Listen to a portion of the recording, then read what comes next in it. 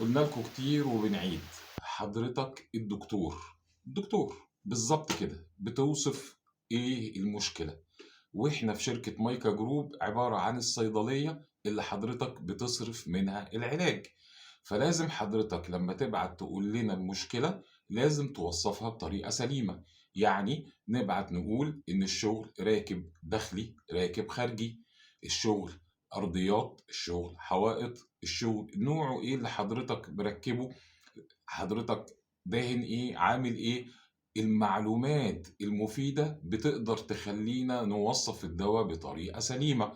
زي كده لما حضرتك تروح تكشف بالسماعة أو تقيس الضغط أو تعمل أشعة أو كل دي أدوات بيطلبها الدكتور وحاجات عشان يقدر يوصف إيه المشكلة ويقدر يكتب العلاج السليم.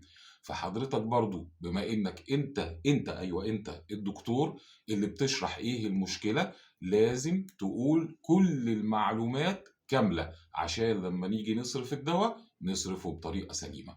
احنا في مايكا جروب واقفين معاكم وجنبكم شركاء نجاحكم. اتصلوا بينا هتلاقونا دايما جنبكم. دمتم بخير والسلام عليكم.